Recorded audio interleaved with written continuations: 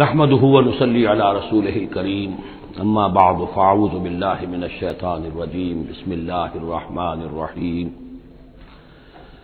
سبحان الذي يسرى بعبده ليلا من المسجد الحرام إلى المسجد الأقصى الذي باركنا حوله لنريه من آياتنا إنه هو السميع البصير وآتينا موسى الكتاب وجعلناه هدى لبني إسرائيل ألا تتخذوا من دوني وكيلا ذرية من حملنا مع نوح إنه كان عبدا شكورا صدق اللہ العظیم۔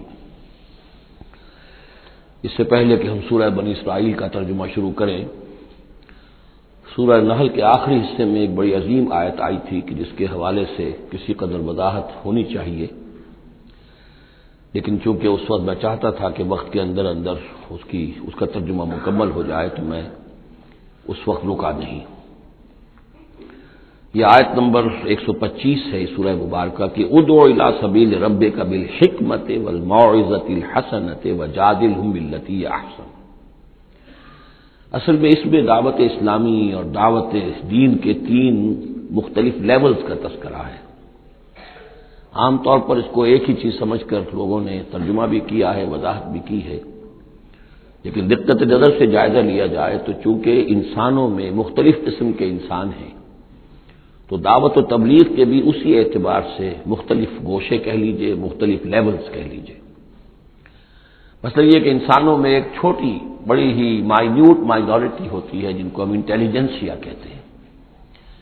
یہ وہ لوگ ہیں کہ جو عقل سے کام لیتے ہیں، کسی بات کو قبول کرتے ہیں تو پہلے عقل سے سمجھتے ہیں تب قبول کرتے ہیں، جذبات سے نہیں۔ اور یہ کہ کسی شے کو رد کرتے ہیں تو دلیل سے کرتے ہیں، اگر قبول کرتے ہیں تو دلیل سے، رد کرتے ہیں تو دلیل سے۔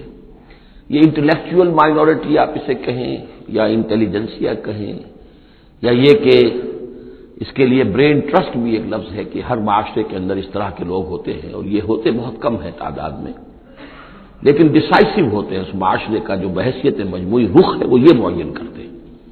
عوام کی حیثیت جو ہے وہ ایسے ہے جیسے ایک انسان کے جسم میں ہاتھ پاؤں ہیں، اعضاء و جوارے ہیں، لیکن جو حیثیت ایک انسان کے جسم میں دماغ کی ہے وہ اس برین ٹرسٹ کی ہوتی ہے، انٹیلیجنسیا کی۔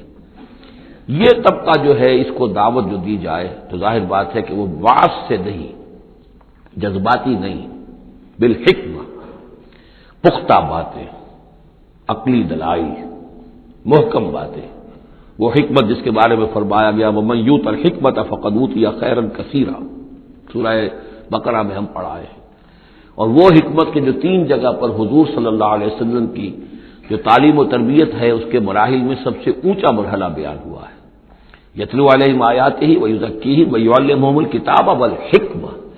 یہ حکمت جو ہے گہری باتیں، دانائی کی باتیں، عقل کی باتیں، مسلمہ اصول، ان کے حوالے سے یہ سمجھنا کہ کس شے کی اہمیت زیادہ ہے، کس شے کی اہمیت کم ہے، کیا چیز پرائمری امپورٹنس کی ہے، کیا سیکنڈری ہے، ان چیزوں کو جاننے والے لوگ جو ہیں، جو اصول پہچان لیتے ہیں، پھر اصولوں کو منطبق کرنا جانتے ہیں، تو ان کے لیے دعوت جو ہے وہ بھی بہرحال اسی سطح کی ہونی چاہیے کہ وہ دعوت جو ہے دلائل پر، براہین پر۔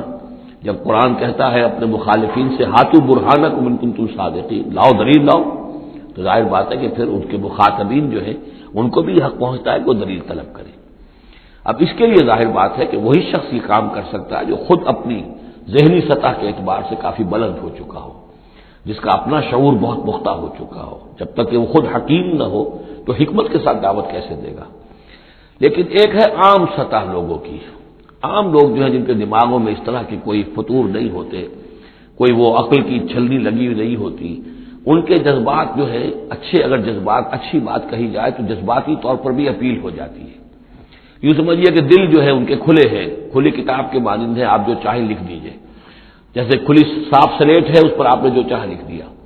ایسے لوگوں کے لیے یہ ہے کہ موعظۃ الحسنہ، ایک بات جو ہے اچھی بات ہو، خلوص سے ساتھ کہی جائے، وہ شخص یہ محسوس کرے کہ جو بات یہ کہہ رہا ہے مجھ پر ڈھونس نہیں جمانا چاہتا، اپنے علم کا روب نہیں ڈالنا چاہتا، بلکہ یہ در حقیقت میری خیر خواہی کی وجہ سے مجھ سے نفرت نہیں کرتا، میری تحقیر نہیں کر رہا ہے، جو یہ مجھ سے کہہ رہا ہے وہ خلوص سے کہہ رہا ہے۔ از دل خیزت بر دل ریزت، دل سے بات نکلے گی اور دل پہ جا اترے گی. یہ ہے موعظہ حسنہ. عوام الناس کے لیے دعوت جو ہے وہ اس لیول کے اوپر ہوتی ہے. وہ زیادہ عقلی اور منطقی اور بحثیں اور ان کے سامنے فلسفے کی جو ہے وہ کتابیں کھول کر آدمی بیٹھ جائے تو یہ گویا کہ ان پر ظلم ہے، یہ ان کے لیے تکلیف مالا یطاق ہے. تو سب سے اوپر کا لیول ہے ادعو الی سبیل ربک بالحکمہ، پھر ہے والموعظۃ الحسنہ عوام کے لیے. نمبر 3 وہ ہوتے ہیں کچھ لوگ معاشرے کے اندر کہ جو لوگوں کو گمراہ کرنے پر تلے ہوتے ہیں. مثلاً عیسائی مشنریز ہیں، انہیں تو خرچے ملتے ہیں، ان کے تنخواہیں ہیں، ان کے بجٹس ہیں، بڑی بڑی حکومتوں کی طرح کے بجٹ ان کے ہیں. ان کی ٹریننگ اس لیے ہو رہی ہے، انہیں خاص خاص ایشوز کے اوپر ٹرین کر کے بھیجا جاتا ہے مناظرہ کرنے کے لیے. قادیانیوں کا نظام ہے، بہائیوں کا نظام ہے. ان کے لیے یہ ہے کہ لوگوں کو ٹریننگ دے کر وہ مجادلے کے لیے، مناظرے کے لیے، بحث کے لیے، اس کے لیے ان کو تیار کیا گیا ہوتا ہے. یہ بات مان کر دینے والے نہیں ہوتے. آپ خلوص کے ساتھ ان سے بات کریں گے تو وہ در حقیقت وہ تو یوں سمجھیے کہ ادھار کھائے بیٹھے ہوتے ہیں اس پر کہ انہوں نے بات نہیں ماننی، بلکہ یہ کہ لوگوں کو گمراہ کرنا. ان کے ساتھ جدال کرنا پڑتا ہے، جو جھگڑنا بھی پڑتا ہے، بحث بھی کرنی پڑے گی. لیکن اس بحث میں بھی جو ہمارے ہاں مناظرے کا لفظ آیا ہے، قرآن مجید میں مناظرے کا لفظ نہیں آیا ہے، مجادلے کا لفظ آیا ہے. جادلہم، ہاں ان سے جھگڑو، انہیں جواب دینے پڑیں گے ایسے کہ جو انہیں خاموش کر دیں. اگر وہ خاموش نہیں ہوں گے تو عوام الناس کے اوپر ان کا اثر ہو جائے گا. لیکن اس مجادلے میں بھی تمہارا اپنا اخلاقی معیار برقرار رہنا چاہیے. نیچے نہ اترو، گالم گلوچ پر نہ آ جاؤ، بہت گھٹیا انداز اختیار نہ کر لو، بلکہ جیسے کہا گیا کہ ان کے معبودوں کو گالیاں نہ دینی شروع کر دو، بلکہ یہ کہ ان میں بھی ہمیں آداب، اس کے اندر بھی آداب کو ملحوظ رکھتے ہوئے. تو یہ 3 لیولز ہیں. ادعو الی سبیل ربک بالحکمۃ والموعظۃ الحسنۃ وجادلہم باللتی احسن. اب اس میں ہر ایک کے لیے پھر تیاری کرنی ہوگی. قادیانیوں سے مباحثے کرنے کے لیے ظاہر بات ہے عام آدمی نہیں کر سکتا جب تک کہ ان اسپیشل ایشوز کے اوپر اس کو صحیح جو ہے اس کو تعلیم نہ دے دی گئی ہو، اس کے اوپر تربیت نہ ہو گئی ہو. اور اسی طریقے سے جو بہائیوں نے کوئی مسائل اٹھائے ہوئے ہیں، منکرین حدیث نے کوئی اٹھائے ہوئے ہیں، تو اس طرح کے لیے جو ہے یہ 3 لیولز ہیں، ان کو سمجھ لیجیے. اب آئیے ہم سورہ بنی اسرائیل کی طرف چل رہے ہیں. یہ قرآن مجید کے وسط میں 2 عظیم خزانے ہیں حکمت قرآنی کے، سورہ بنی اسرائیل اور سورۃ الکہف. اور یہ نہایت حسین و جمیل جوڑا ہے. ان میں جوڑے ہونے کی جو نسبتیں ہیں، نسبت زوجیت، کیا کیا مشابہتیں ہیں، کس کس اعتبار سے کمپلیمنٹری ہیں، وہ تو ظاہر بات ہے کہ میں شروع میں زیادہ وقت نہیں لے سکتا. یہ تو دوران جب ہم ترجمہ کریں گے، پڑھیں گے، بات واضح ہو جائے گی.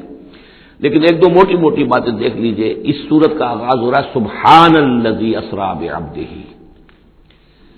اللہ کی تسبیح کے ساتھ. سورہ کہف شروع ہوگی الحمدللہ الذی انزل علی عبدہ الکتاب.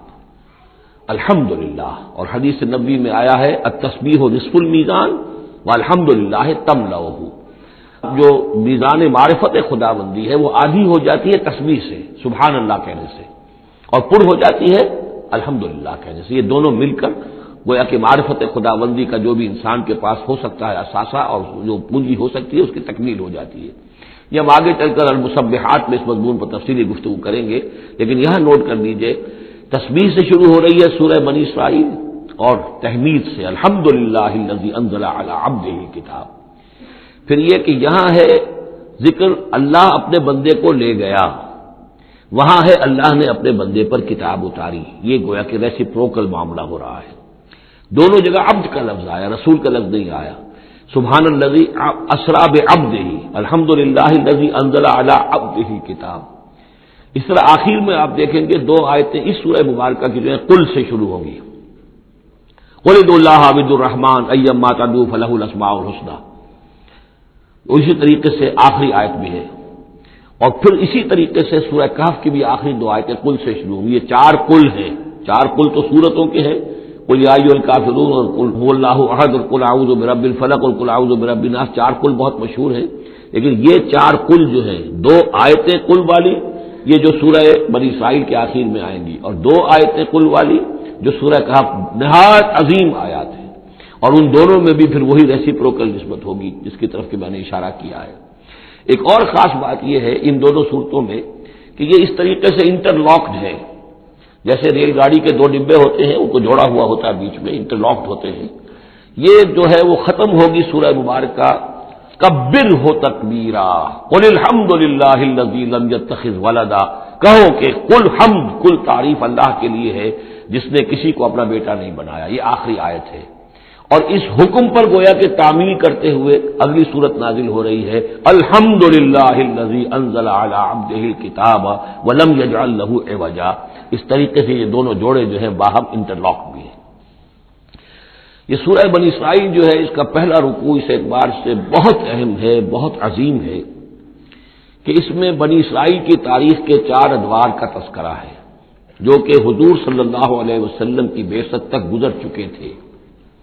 2000 برس کی تاریخ ان کی ہے جس کو کہ 4 ادوار میں یہاں 4 آیتوں میں سمو کر بیان کر دیا گیا.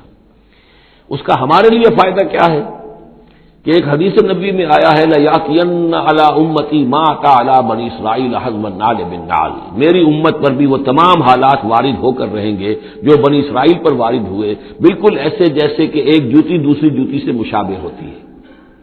جوتیوں کا جوڑا زمین پر رکھا ہو تو آپ کو مختلف نظر آئیں گے، جوتیوں کے رخ جو ہیں وہ مختلف ہوں گے پنجوں کے حساب سے، لیکن اگر ان کے تلووں کو جوڑ دیں گے تو معلوم ہوگا کہ ان میں کوئی فرق نہیں ہے. تو اسی طریقے سے 4 ادوار امت مسلمہ، امت محمد صلی اللہ علیہ وسلم کی تاریخ کے گزر چکے ہیں.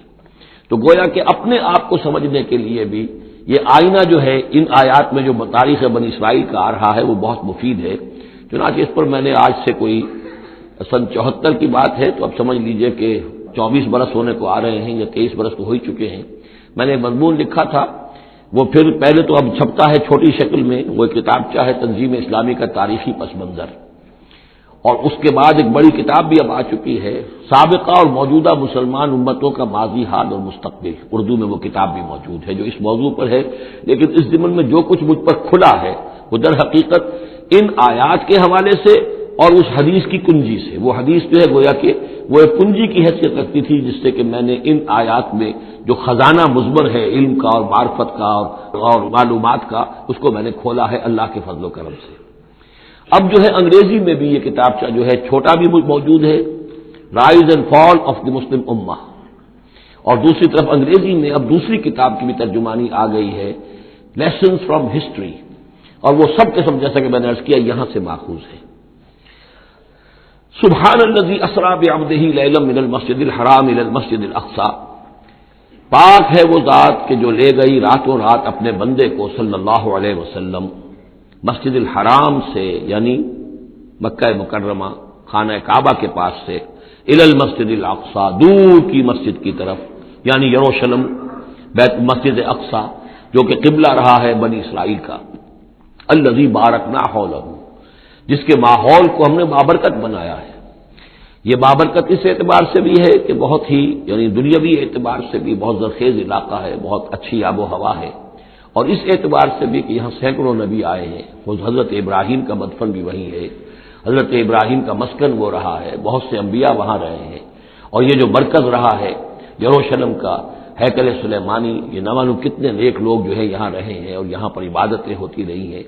تو وہ پورا ماحول جو ہے روحانی اعتبار سے بھی مادی اعتبار سے بھی بڑا بابرکت ہے. یہ اشارہ ہو رہا ہے معراج کے سفر کی طرف جس کے 2 حصے ہیں، ایک حصہ زمینی اور ایک حصہ پھر آسمان کی طرف. زمینی حصہ یہ ہے کہ مسجد حرام سے اور مسجد اقصی یروشلم تک حضور کو لے جایا گیا، اور اس کے بعد پھر وہاں سے جو ہے اسینٹ، جو اوپر اٹھنا جو ہے آسمانوں کی طرف کا سفر جو ہے وہ شروع ہوا ہے. قرآن مجید میں یہاں صرف اس پہلے حصے کا ذکر کیا ہے، اور اس کا خاص سبب کیا ہے؟ اس کا سبب یہ ہے کہ اب گویا کہ اعلان ہو رہا ہے کہ محمد الرسول اللہ صلی اللہ علیہ وسلم کو اللہ تعالیٰ ان دونوں دین کے جو توحید کے عظیم مراکز تھے ان کا متولی بنا رہا ہے محمد کو اور ان کی امت کو صلی اللہ علیہ وسلم وعلی صحابہ صلاۃ وسلام. اس حوالے سے آپ کو وہاں لے جایا گیا. وہاں تمام انبیاء کرام ان کی ارواح وہاں جمع ہوئی، جو بھی ان کو اللہ تعالیٰ نے اس کو جسد دیے ہوں گے، مثالی جسد دیے جن حقیقتوں کو ہم نہیں جان سکتے، یہ تمام جو ہے پھر متشابہات میں آ جائے گا.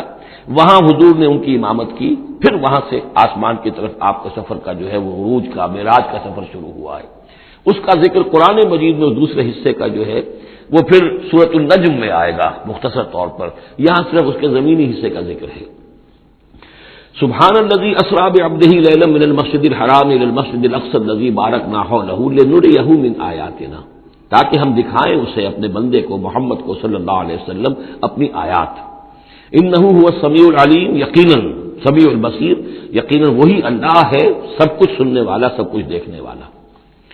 اب اس کے بعد وہ جو مرکز تھا وہاں پر، چونکہ بنی اسرائیل کی تاریخ کا وہ مرکز رہا ہے، حضرت سلیمان علیہ السلام نے اس کو تعبیر کیا تھا، تو اب ان کی تاریخ کا حوالہ شروع ہو رہا ہے۔ وآتینا موسیٰ الکتاب، اور ہم نے موسیٰ کو کتاب دی تھی یعنی تورات، وجعلناہ ھدی لبنی اسرائیل، اور ہم نے اسے بنایا تھا ہدایت نامہ، رہنمائی بنی اسرائیل کے لیے۔ وہ ھدی للناس اس معنی میں نہیں تھی کہ تمام نوع انسانی کے لیے ہو، بلکہ وہ در حقیقت بنی اسرائیل کے لیے ہدایت نامہ۔ وجعلناہ ھدی لبنی اسرائیل اللہ تتخذوا من دونی وکیلا، اور اس کی تعلیم کا لب لباب اور خلاصہ، توحید کا اصل جو جوہر ہے، مغز ہے، وہ کیا ہے؟ اللہ کے سوا کسی کو کارساز نہ سمجھو، مت پکڑو کسی اور کو میرے سوا کارساز، کسی پر تمہارا بھروسہ، کسی پر توکل نہ ہو میرے سوا۔ یہ توحید کا لب لباب ہے، خلاصہ ہے۔ ذریۃ من حملنا مع نوح، اے وہ لوگوں جو اولاد ہو ان کی جن کو ہم نے اٹھایا تھا نوح کے ساتھ، سوار کیا تھا کشتی میں نوح کے ساتھ۔ حضرت نوح علیہ السلام کے 3 بیٹے، سام، حام، یافس، اور ظاہر بات ہے سام ہی کی نسل ہے یہ کہ جس میں حضرت ابراہیم کی پیدائش ہوئی، اور انہی کی نسل ہے یہ بنی اسرائیل۔ تو گویا کہ یہاں ذکر ہو رہا ہے کہ وہ جو لوگ حضرت نوح علیہ السلام کے ساتھ بچا لیے گئے تھے ان کی کشتی میں، انہی میں سے ایک کی نسل تم ہو، ذریۃ من حملنا مع نوح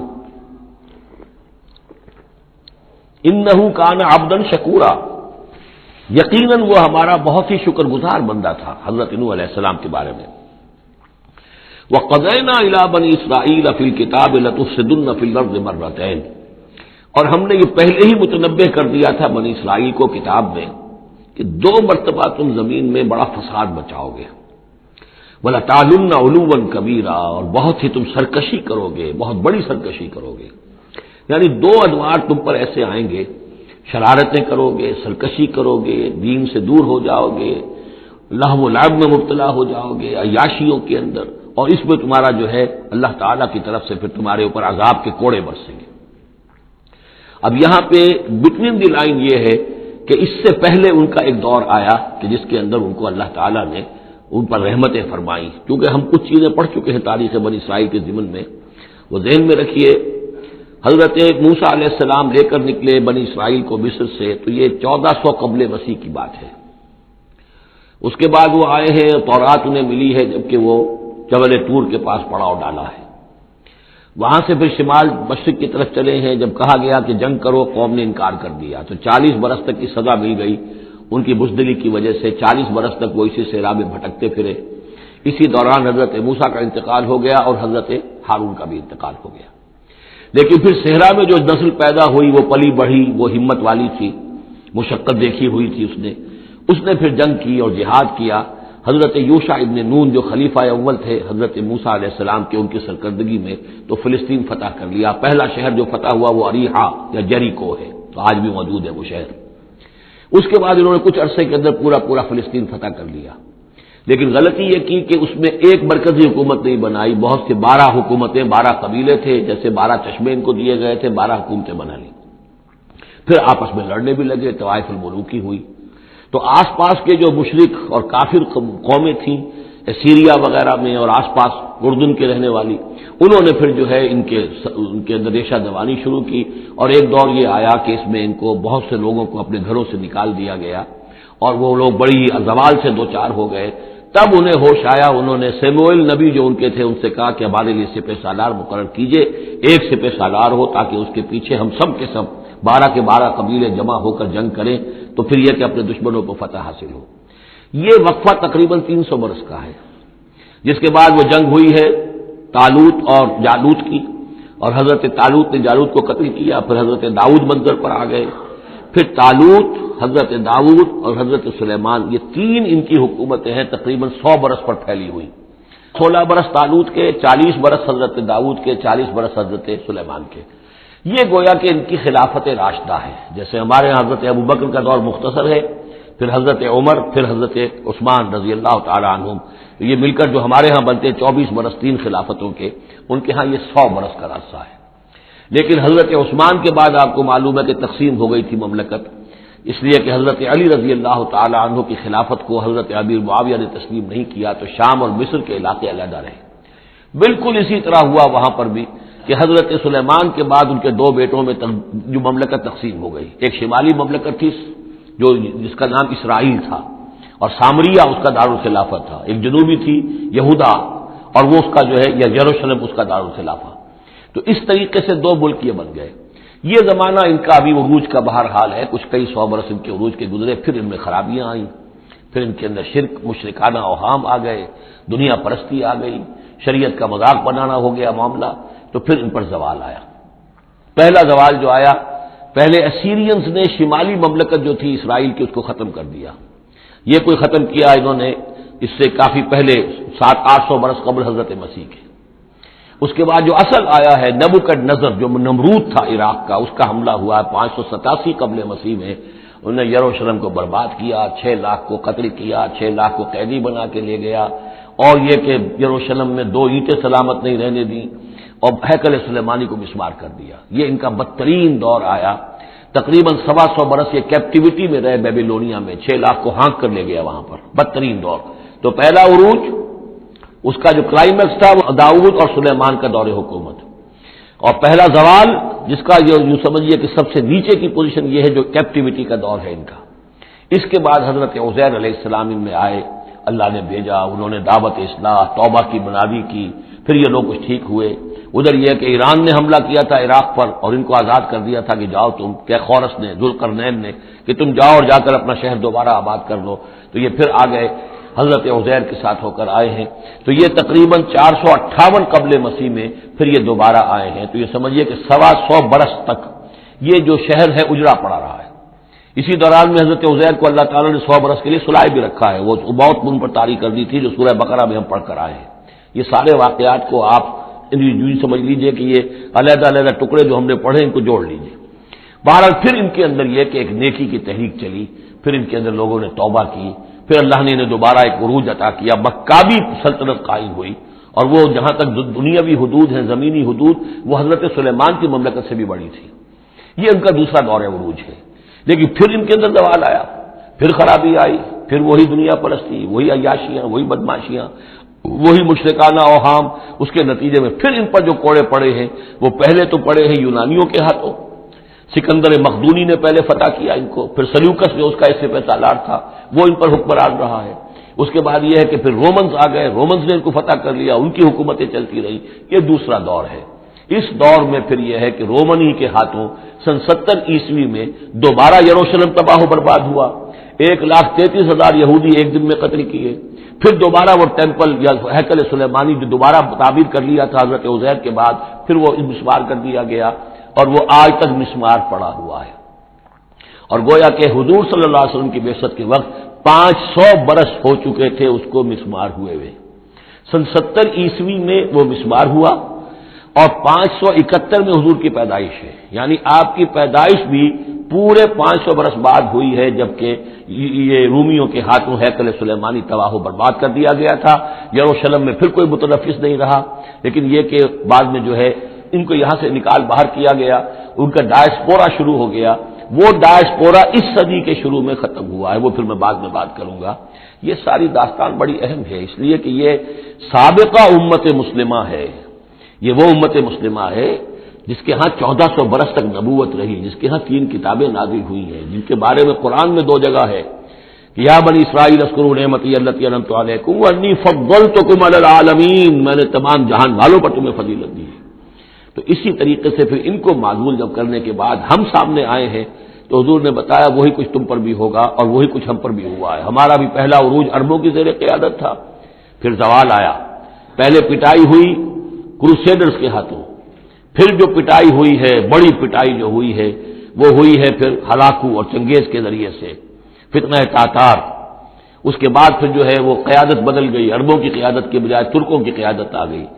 وہ وہی لوگ جنہوں نے لاکھوں کروڑوں مسلمان قتل کیے پھر وہ ایمان لے آئے، اسلام لے آئے. انہی کے ذریعے یہ مختلف حکومتیں بنی، ترکان تیموری اور ترکان صفوی اور ترکان سلجوقی اور ترکان عثمانی. لیکن اس کے بعد پھر ان پر بھی زوال آیا. وہ ہم نے دیکھ لیا اس صدی میں گریٹ اوٹومان امپائر جو ہے اس صدی کے شروع میں ختم ہو گئی. اور ہم پر بھی جو دوسرا جو دور آیا عذاب کا وہ یورپ کی قوموں کے ذریعے سے آیا. کہیں انگریز آ گئے، کہیں فرانسیسی آ گئے، کہیں اطالوی آ گئے، کہیں اسپینیئرز آ گئے، کہیں ڈچ آ گئے.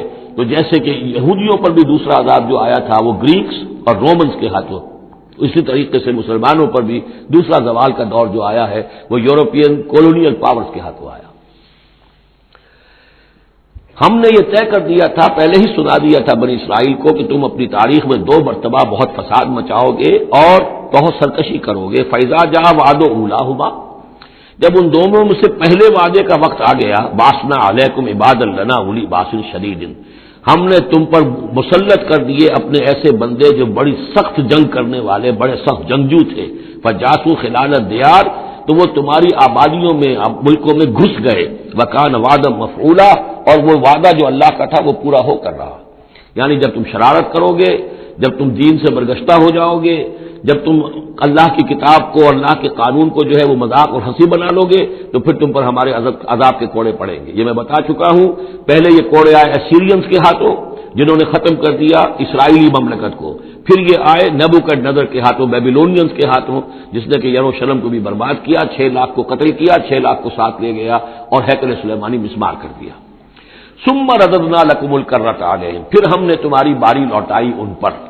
پھر اللہ تعالیٰ نے ان کو پھر ایک مرتبہ پھر وہ دی، سہارا دیا، چاہے وہ سہارا ایرانیوں کی وجہ سے ہوا کہ خورس یا سائرس ذوالقرنین، اس نے اب عراق پر حملہ کیا اور پھر یہاں پہ ان کو اجازت دے دی کہ تم چلے جاؤ اور جا کر اپنا شہر دوبارہ آباد کر لو، تو یہ واپس آئے۔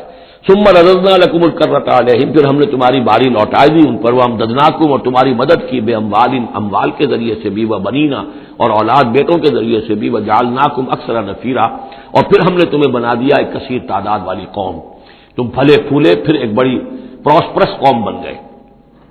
ان احسنتم احسنتم لانفسکم، تم نے اگر کوئی بھلائی کمائی تو اپنے نفس کے لیے بھلائی کمائی، اپنے لیے کمائی، اپنے فائدے کے لیے۔ وَإِنْ أَسَأْتُمْ فَلَهَا، اور اگر کوئی برا کام کیا تو وہ بھی اپنے لیے کیا، اس کا وبال تم پر دنیا میں بھی آیا اور آخرت میں بھی اس کا عذاب آئے گا۔ فَإِذَا جَاءَ وَعْدُ الْآخِرَةِ، جب وہ دوسری مرتبہ کی وہ سرکشی اور تمرد اور شیطنت تمہاری اور تمہارا جو ہے دین سے برگشتگی کا دور آیا، تو دوسرے وعدے کا وقت آیا، لِيَسُوءُ وُجُوهَكُمْ، یہاں وہ الفاظ محذوف سمجھیے، بَعَثْنَا عَلَيْكُمْ عِبَادًا لَنَا أُولِي بَأْسٍ شَدِيدٍ، وہ گویا کہ الفاظ یہاں ریپیٹ نہیں کیے گئے۔ دوبارہ پھر ہم نے تمہارے اوپر ایسے زوردار لوگوں کو مسلط کیا، لِيَسُوءُ وُجُوهَكُمْ، تاکہ وہ تمہارے چہروں کو بگاڑ دیں، تمہارے حلیے بگاڑ دیں۔ وَلِيَدْخُلُوا الْمَسْجِدَ كَمَا دَخَلُوهُ أَوَّلَ مَرَّةٍ، اور وہ داخل ہوں مسجد میں، یعنی مسجد اقصی میں، ہیکل سلیمانی میں، جیسے کہ وہ داخل ہوئے تھے پہلی مرتبہ۔ جیسے بے حرمتی کی تھی بیبیلونینز نے بیت المقدس کی اور ہیکل سلیمانی کی، ایسی ہی بے حرمتی پھر کی ہے ٹائٹس رومی نے سن 70 عیسوی میں اس ہیکل کی بھی، اور ہیکل کو مسمار کر دیا۔ لِيَدْخُلُوا الْمَسْجِدَ كَمَا دَخَلُوهُ أَوَّلَ مَرَّةٍ وَلِيُتَبِّرُوا مَا عَلَوْا تَتْبِيرًا، اور یہ کہ تباہ و برباد کر دے ہر اس شے کو جس کے اوپر بھی ان کو اختیار اور قبضہ حاصل ہو جائے۔ عَسَىٰ رَبُّكُمْ أَن يَرْحَمَكُمْ، یہ دور گزر چکے 2000 برس، یعنی ان کا سیکنڈ جو سمجھیے کہ زوال کی انتہا تھی وہ چلی آ رہی تھی 500 برس سے محمد الرسول اللہ صلی اللہ علیہ وسلم کی بعثت کے وقت تک۔ ایک عروج، ایک زوال، پھر عروج، پھر زوال، اور زوال کو 500 برس ہو گئے تھے جبکہ حضور کی بعثت ہوئی اور یہ قرآن نازل ہوا۔ ان حالات میں کہا جا رہا ہے عسیٰ ربکم ان یرحمکم، تمہارا رب اب بھی تم پر رحم فرمانے کو تیار ہے، ممکن ہے کہ تمہارا رب تم پر رحم کرے۔ وَإِنْ عُدْتُمْ، اگر تم نے وہی روش اختیار کی، وہی کفر کیا، وہی حق کو ماننے سے انکار کیا اور اعراض کیا، عدنا، پھر ہم وہی کچھ کریں گے جو ہم نے پہلے کیا تھا۔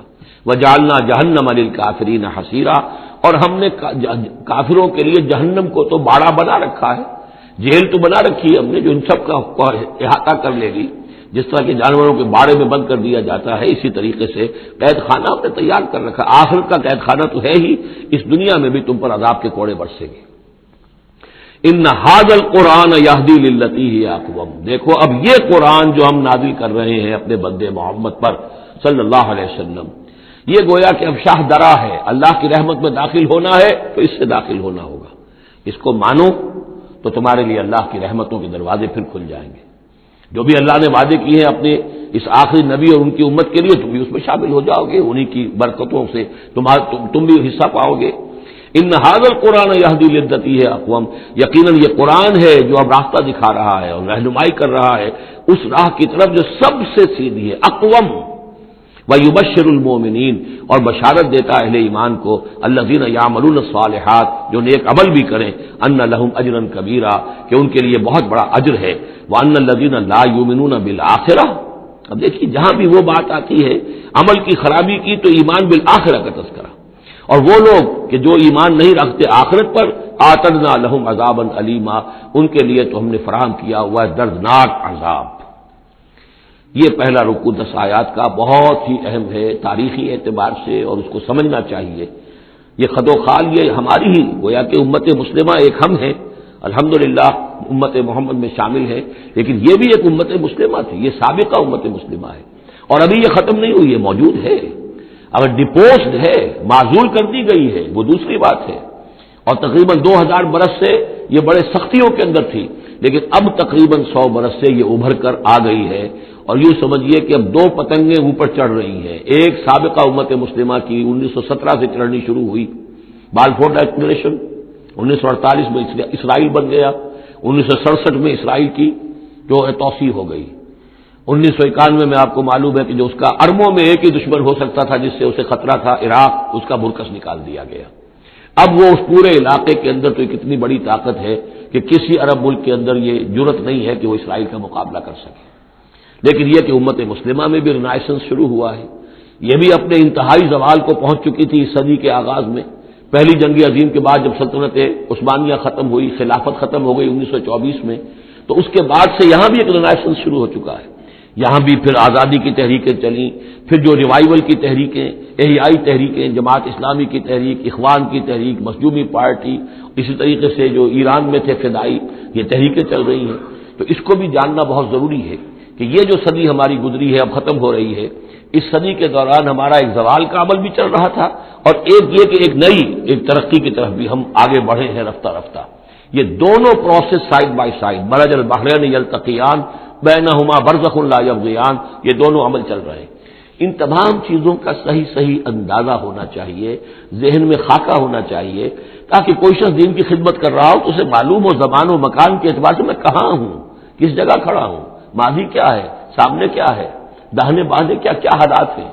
تو یہ ساری چیزیں جو ہیں ان کو سمجھنا بہت ضروری ہے۔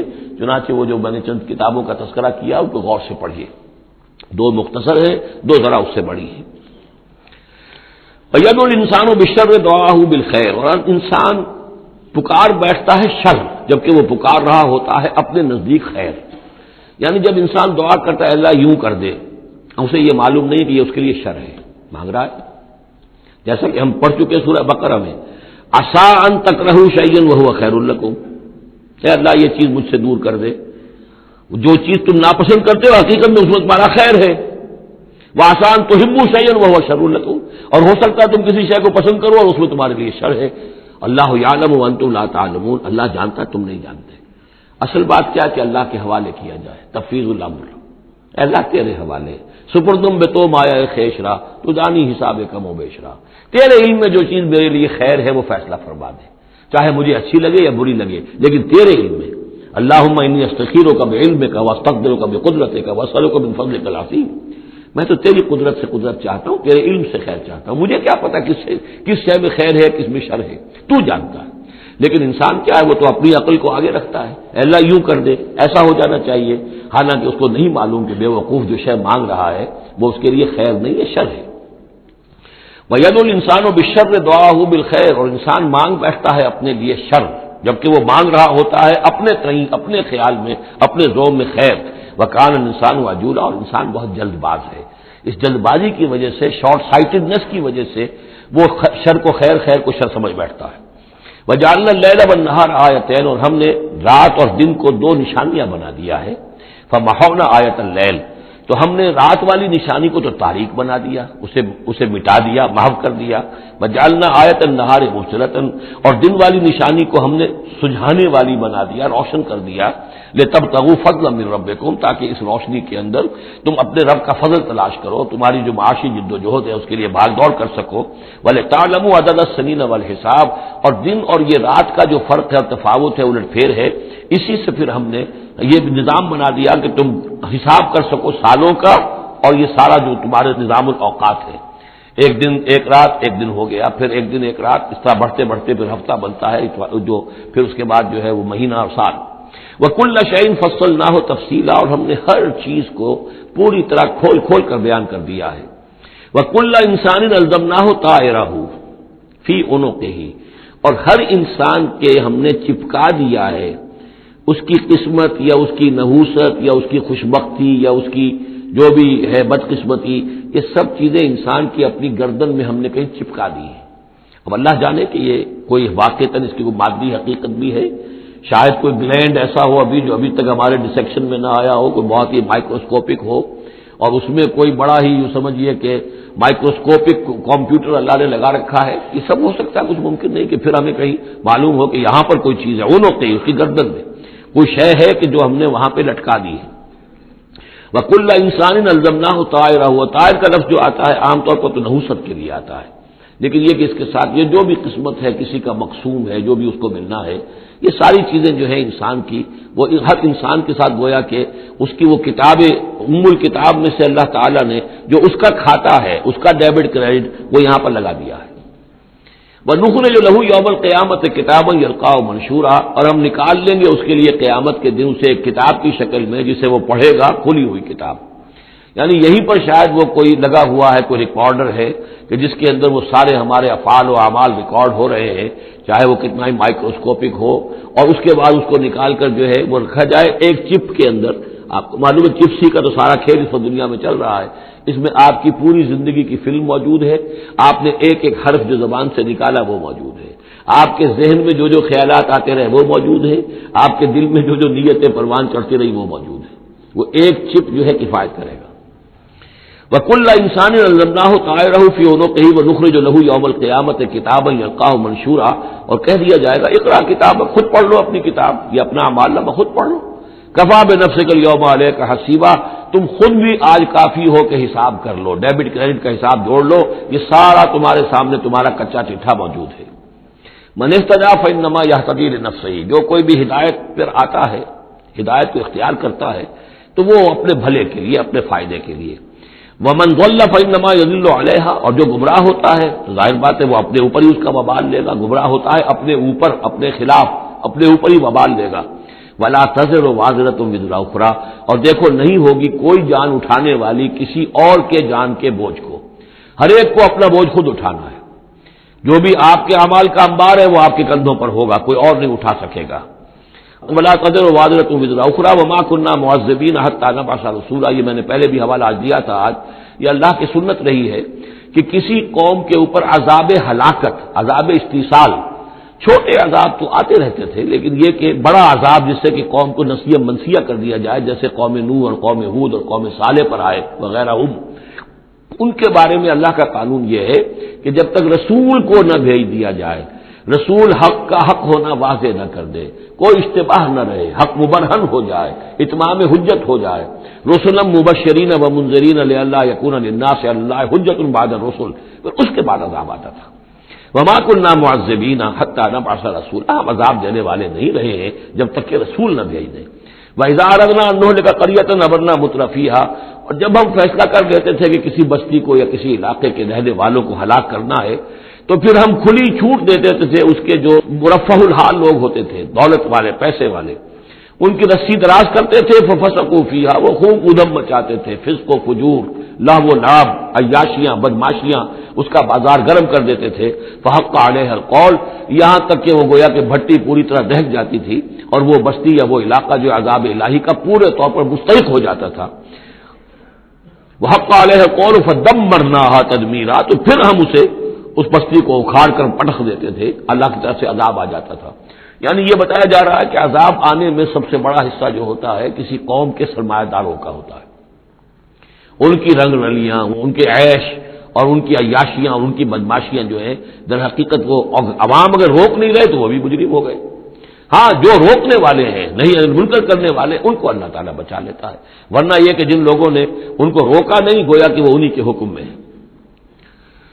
وَكَمْ أَهْلَكْنَا مِنَ الْقُرُونِ مِن بَعْدِ نوح، اور کتنی ہی نسلوں اور قوموں کو ہم نے ہلاک کیا ہے نوح کی قوم کے بعد۔ وَكَفَىٰ بِرَبِّكَ بِذُنُوبِ عِبَادِهِ خَبِيرًا بَصِيرًا، اور آپ کا رب کافی ہے لوگوں کے گناہوں سے واقف ہونے کے اعتبار سے، وہ جانتا ہے، کفا بربک بذنوب عبادہ خبیرا بصیرا، خبیر اور بصیر ہونے کے اعتبار سے خوب جانتا ہے کس نے کیا کمایا ہے، کس نے کون کون سے گناہ جو ہیں اپنے نامہ اعمال میں درج کرائے ہیں۔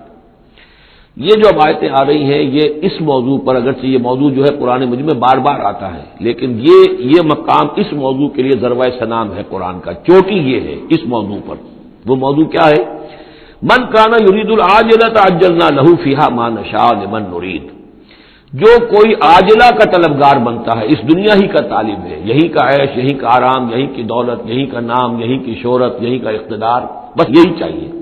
من کانا یرید العاجلہ تھا، جو ارادہ کر رہا ہے اسی کا، عجلنا لہ فیہا، تو ہم جلد دے دیتے ہیں اسے اس میں سے، کچھ دولت دے دیں گے، کچھ اور شہرت دے دیں گے، کچھ دنوں کے لیے وزیر اعظم بنا دیں گے، کچھ اور کر دیں گے، ان کی محنت جو ہے اس کو کسی نہ کسی درجے میں کامیاب کر دیں گے، لیکن دو شرطوں کے ساتھ، ما نشاء لمن نرید، جتنا ہم چاہیں گے اور جس کے لیے چاہیں گے۔ یہ ضروری نہیں کہ ہر شخص جو دنیا کا طالب ہے دنیا اسے مل ہی جائے، بہت سے ایسے لوگ ہوتے ہیں وہ ساری عمر اپنے آپ کو ہلکان بھی کر دیتے ہیں، دنیا پھر بھی ہاتھ نہیں آتی، ایسا بھی ہوتا ہے، یہ اللہ کا فیصلہ ہوتا ہے۔ جتنا ہم چاہتے ہیں، جس کو چاہتے ہیں، دنیا میں اس کی محنت کا نتیجہ دے دیتے ہیں۔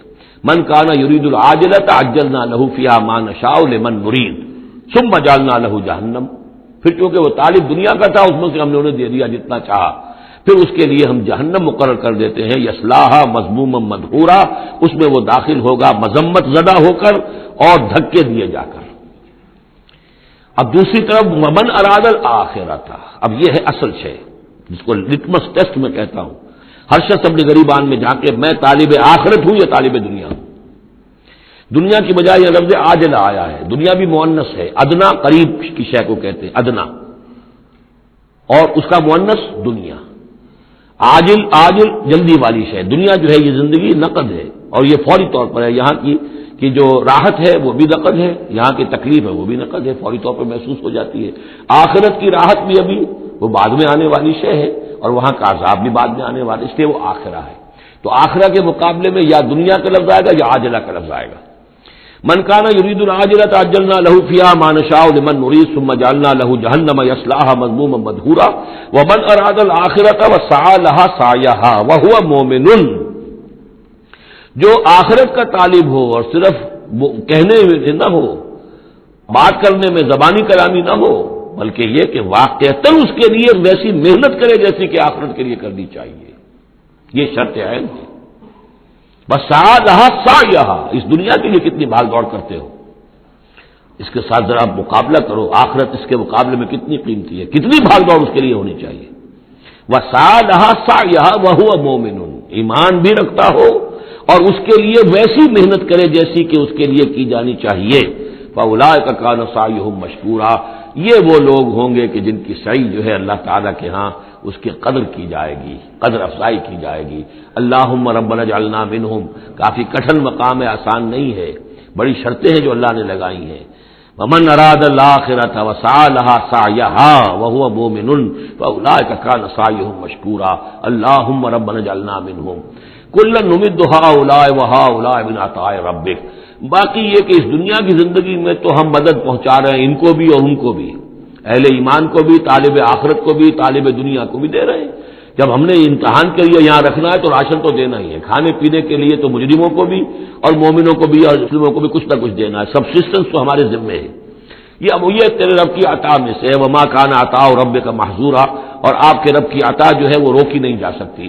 یعنی مسلمان یہ چاہیں کہ کافروں کو کچھ نہ دیا جائے، یہ نہیں، یہاں کا معاملہ ہم نے کھلا چھوڑا ہوا ہے، اس میں یہ کہ آپ چاہیں انہیں کچھ نہ ملے، وہ یہ آپ کی بات پوری نہیں ہوگی۔ انظر کیف فضلنا بعضهم علی بعض، دیکھو کیسے ہم نے بعض کو بعض پر فضیلت دی ہے، دنیا میں مال و اسباب میں دی ہے، ذہنی صلاحیتوں میں دی ہے، اور مختلف اعتبارات سے فضیلتیں دی ہیں۔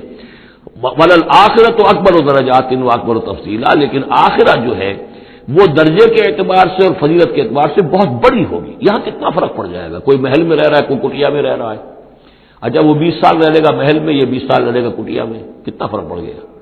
لیکن وہاں جو ہے ہمیشہ کے لیے رہنا ہے، روح و ریحان و جنت نعیم، جنات و عدن میں، یا ہمیشہ کے ہمیشہ رہنا ہے جہنم کے اندر، وہ کتنا فرق ہوگا۔ یہاں کا کیا فرق ہے؟ کچھ بھی نہیں، مرنا اسے بھی ہے اسے بھی ہے۔ چاہے اس کے لیے بڑے سے بڑے ڈاکٹر موجود ہیں اور یہ کہیں پہ جا کے علاج کرا لے، موت اس کو بھی آئے گی، موت اس کو بھی آ جائے گی۔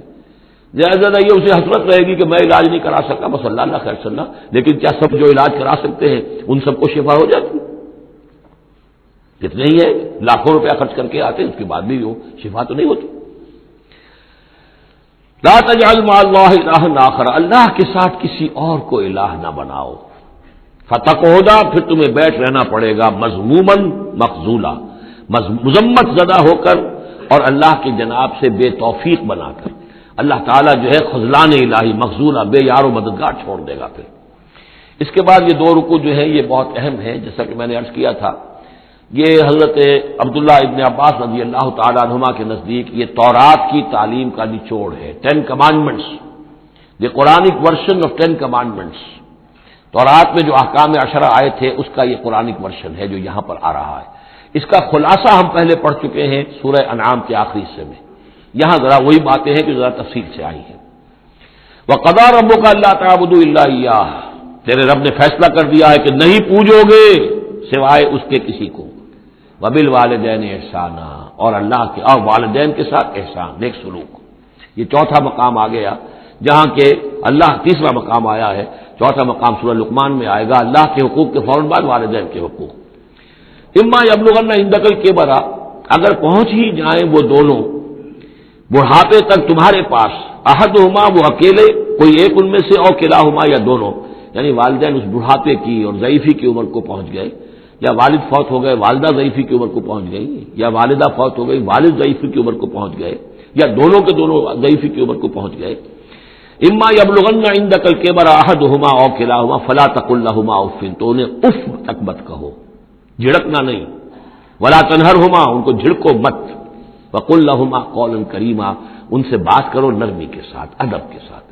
کسی وقت ان کی بات ٹالنی بھی پڑ جاتی ہے، ابا جان یہ بات تو میں نہیں کر سکتا، میری مجبوری ہے، لیکن سختی کے ساتھ نہیں، ایسی بات نہ ہو کہ جس سے ان کا دل دکھے کہ آج یہ میرے سامنے سینہ تان کر بات کر رہا ہے، کل یہی تھا وہ جو چھوٹا چھوٹا سا لپٹتا تھا میری ٹانگوں میں آ کر، اور وہ یہی ہے جسے میں گود میں لیے پھرتا تھا، یہ دل دکھے نہ۔ وَاخْفِضْ لَهُمَا جَنَاحَ الذُّلِّ مِنَ الرَّحْمَةِ، یہ آ گیا جو میں نے کہا تھا، والدین کے لیے بھی اپنے بازوؤں کو، کندھوں کو عاجزی کے ساتھ ان کے سامنے جھکا کر رکھو، سینہ تان کر بات نہ ہو ان سے، بات جب بھی ہو معلوم ہو کہ جھکے ہوئے ہیں، ان کا ادب کر رہے ہیں۔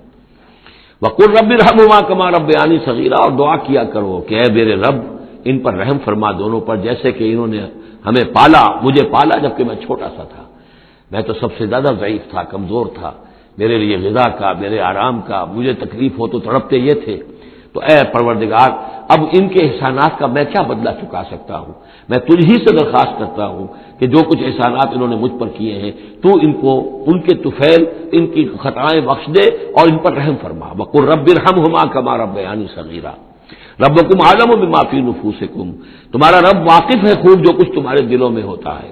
ان تکونوا صالحین فإنہ کان للأوابین غفورا، اگر تم واقعی نیک ہوگے تو یقیناً اللہ تعالیٰ تم میں سے جو واقعی اللہ کی طرف رجوع کرنے والے ان کے لیے غفور ہے۔ اس میں اشارہ ہے کسی وقت بوڑھے والدین، جیسے کہ ہم پڑھ رہے ہیں کہ لا یعلم من بعد علم شیئا، وہ کبھی بچوں کی سی عادتیں نوت کر آتی ہیں، پھر کبھی وہ ایسی باتیں کہتے ہیں کہ جو نہیں کی جا سکتی، کہیں روکنا بھی پڑتا ہے، ٹوکنا بھی پڑتا ہے، لیکن یہ کہ اگر مجبوراً کہیں ایسی بات کرو اور کرو ادب کے ساتھ، سختی نہ ہو، تو پھر یہ کہ اللہ تعالیٰ جانتا ہے تمہاری نیت کو، کہ تم اگر اپنے والدین کی یہ بات نہیں مان پا رہے ہو، تمہاری مجبوری ہے، وہ تم جانتے ہو، اللہ تعالیٰ کے علم میں ہے، تو اللہ غفور اور رحیم ہے۔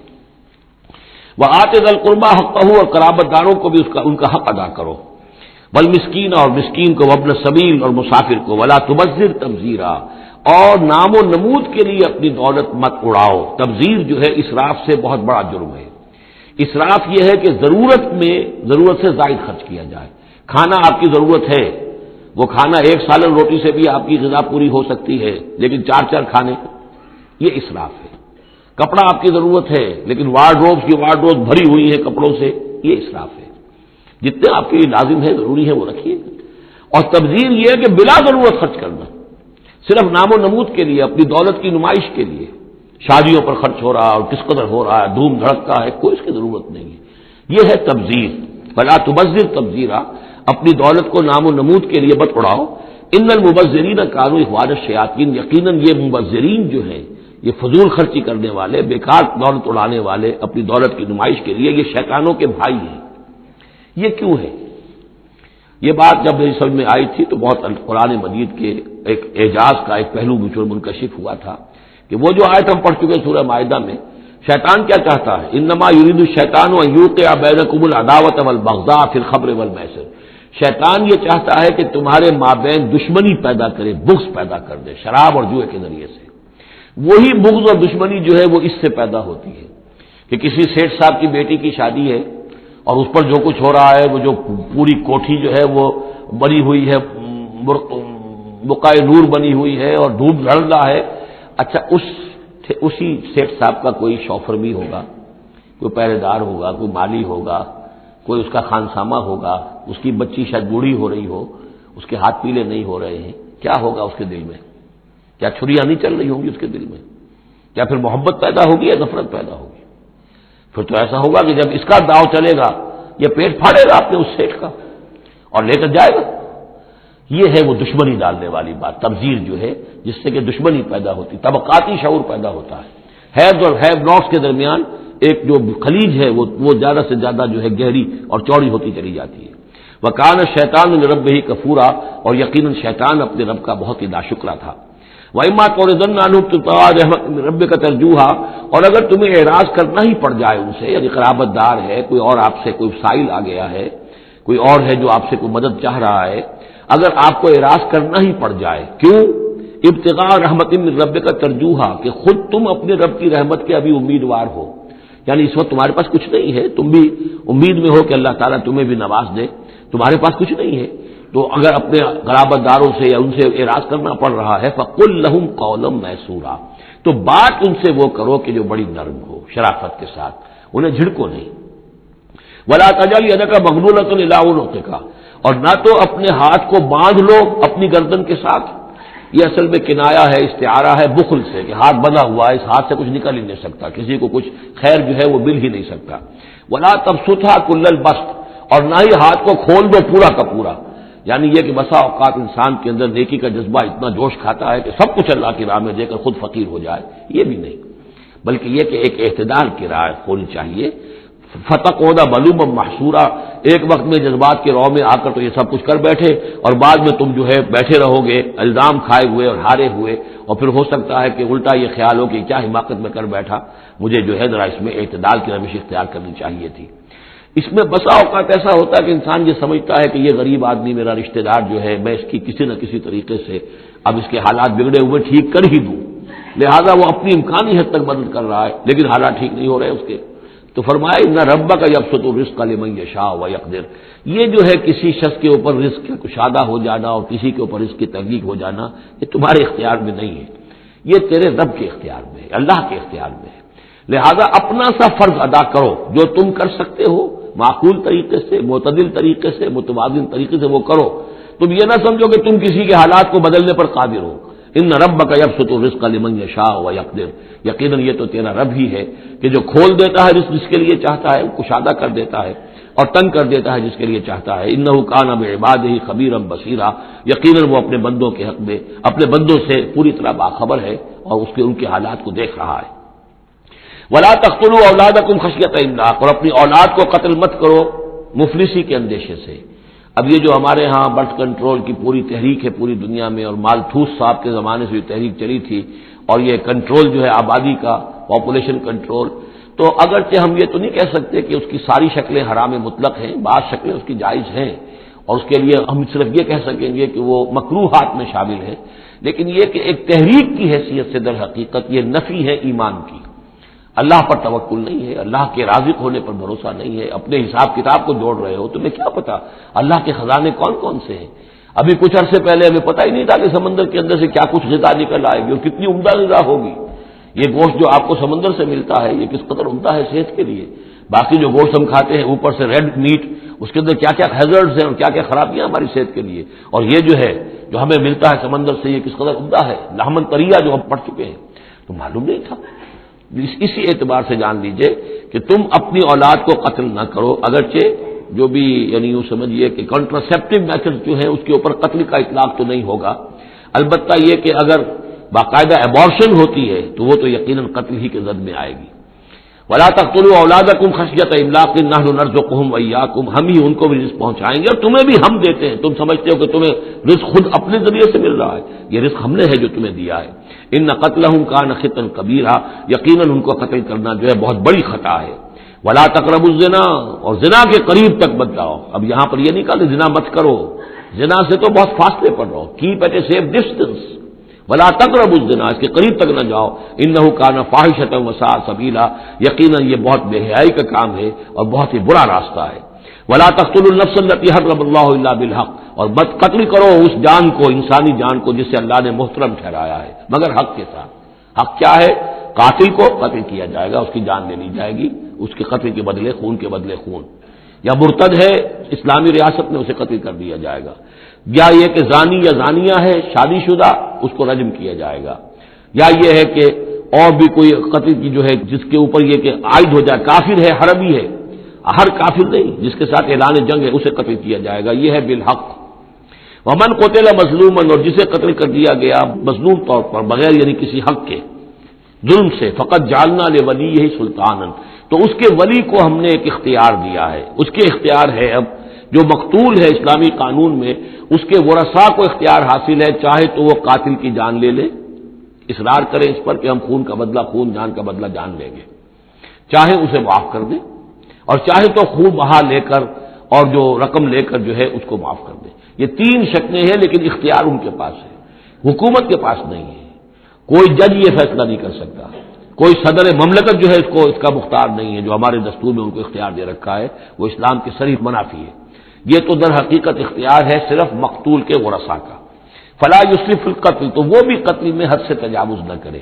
یہ نہ کرے کہ ایک آدمی قتل کیا، اس کے قبیلے والوں نے ہم ان کے 10 قتل کریں گے، نہیں، یہ نہیں. بلکہ یہ کہ ایک قاتل جو ہے در حقیقت قتل کے بدلے اسی قاتل کی جان لی جائے گی. انہ کان منصورا، اس کی مدد کی جائے گی. یعنی جو بھی مقتول کے ورثاء ہیں ان کی مدد کی جائے گی. ریاست کا کام یہ ہے کہ وہ قاتل کو تلاش کرے، قاتل کو پکڑے، مقدمہ چلائے، اس پر ثبوت فراہم کرنا، یہ سارا ریاست کا کام ہے. لیکن مقدمے میں مدعی ریاست نہیں ہے. ہمارے ہاں غلطی یہ کہ اسٹیٹ ورسس وہ قانون جو مقدمہ بنتا ہے اس میں مدعی حکومت ہوتی ہے. یہ نہیں ہے، ریاست میں نہیں ہے، بلکہ مدعی جو ہے وہ مقتول کے ورثاء ہیں اسلام میں قتل کے مقدمات میں. ولا تقربوا مال الیتیم الا بالتی احسن، یہ آیت ہم پہلے بھی پڑھ چکے ہیں. اور یتیم کے مال کے قریب تک بھی مت آؤ مگر بہترین طریقے سے، اس کی حفاظت کرو اور اس کو سنبھال کر رکھو، اس کو ضائع نہ کرو، اسے کھانے اور ہڑپ کرنے کی کوشش نہ کرو. حتی یبلغ اشدہ، یہاں تک کہ وہ اپنی پوری قوت کو پہنچ جائے، پوری جوانی کو پہنچ جائے، سمجھ کو پہنچ جائے، بالغ ہو جائے. وَأَوْفُوا بِالْعَهْدِ، اور عہد کو پورا کرو. ان العہد کان مسئولا، یقیناً عہد جو ہے معاہدہ جب بھی ہو جائے اس کے بارے میں مسئولیت ہے اللہ کے ہاں، جواب دہی کرنی پڑے گی، باس پرس ہوگی.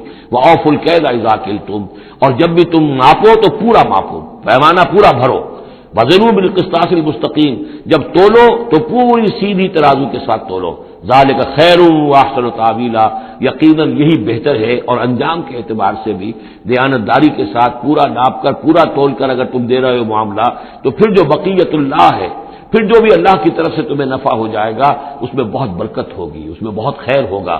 احسن تاویلا ولا تخف ما ليس لك به علم ان السمع والبصر والفؤاد كل اولئك كان عنه مسؤولا. اس آیہ مبارکہ کے بارے میں انشاءاللہ کچھ تفصیل سے مجھے گفتگو کرنی ہے، وہ ہم کل کریں گے. بارک اللہ لی ولکم فی القرآن العظیم ونفعنی وإیاکم بالآیات والذکر الحکیم.